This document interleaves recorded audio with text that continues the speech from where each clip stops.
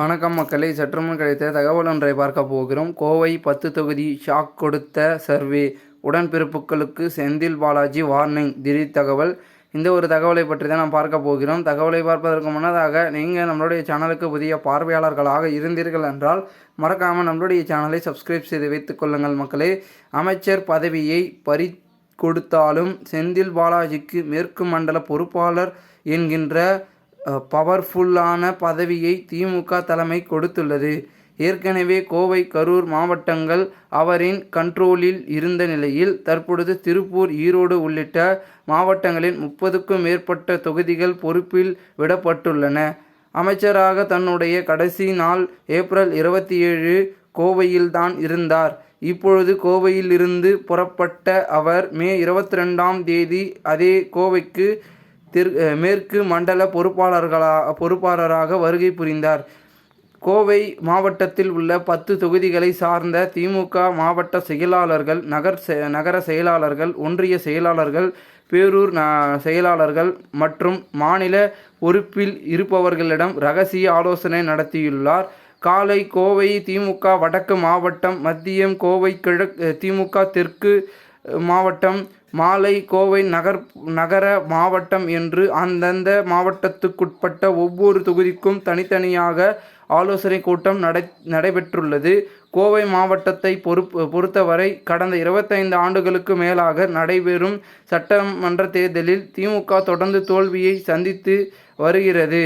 கோவை மாவட்டம் உள்ளிட்ட 10 தொகுதிகளில் 2001 சட்டமன்ற தேர்தலில் 0, 2006 சட்டமன்ற தேர்தலில் 2 தொகுதிகள், 2011 சட்டமன்ற தேர்தலில் 0, 2016 சட்டமன்ற தேர்தலில் 1 தொகுதி, 2021 சட்டமன்ற தேர்தலில் மீண்டும் 0 என்று திமுக தொடர்ந்து தோல்விகளை சந்தித்து வருகிறது. மேலும் அதிமுக, பாஜக கூட்டணி உருவாகி இருப்பது மற்ற மாவட்டங்களில் எப்படி இருந்தாலும் கோவை உள்ளிட்ட கொங்கு பகுதியில் அது பலமான கூட்டணி. இங்கு அதிமுக, பாஜக இரண்டுமே சற்று வலுவாகத்தான் உள்ளது.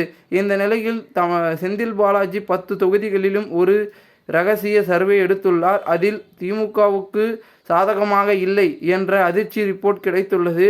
இதனால் தொகுதி வாரியாக ஆலோசனை கூட்டத்தில் பேசிய செந்தில் பாலாஜி மிகவும் காரமாக சட்டமன்ற தேர்தலில், நாடாளுமன்ற தேர்தல் முடிவுகளில் நிறைய வித்தியாசம் உள்ளது. சட்டமன்ற தேர்தலை பொறுத்தவரை கடந்த காலங்களில் கோவை நமக்கு சாதகமாக இருந்ததில்லை.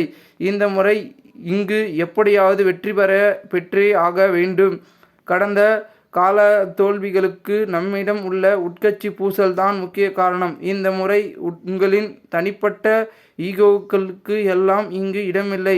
அதை எல்லாம் அகற்றிவிட்டு மக்களை சந்தித்து பணியாற்ற தொடங்குங்கள். சட்டமன்ற தேர்தலை எதிர்கொள்ளும் விதமாக விரைவில் நகர், ஒன்றிய, பேரூர் பகுதி கழகங்கள் பிரிக்கப்பட்டுள்ளன.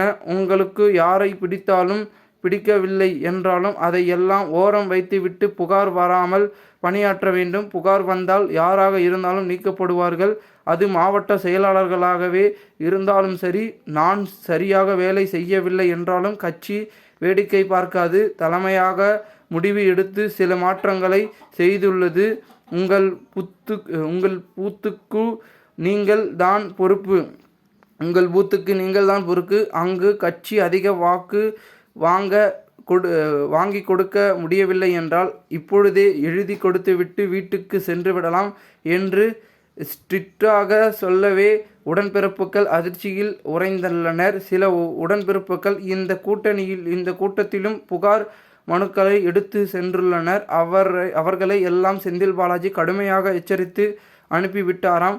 மேலும் தொகுதி வாரியாக உள்ள பிரச்சனைகளையும் செந்தில் பாலாஜி புட்டு வைத்தாராம்.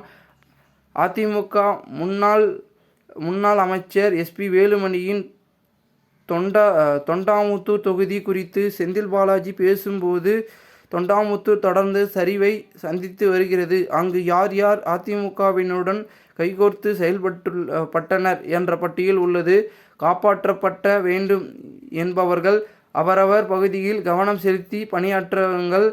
இல்லை என்றால் ஒதுங்கிவிடுங்கள். அதேபோல் 10 தொகுதிகளில் பொள்ளாச்சியில்தான் கோஷ்டி பூசல் அதிகம் உள்ளது. அங்கு ஒன்றிணைந்து பணியாற்றுங்கள்.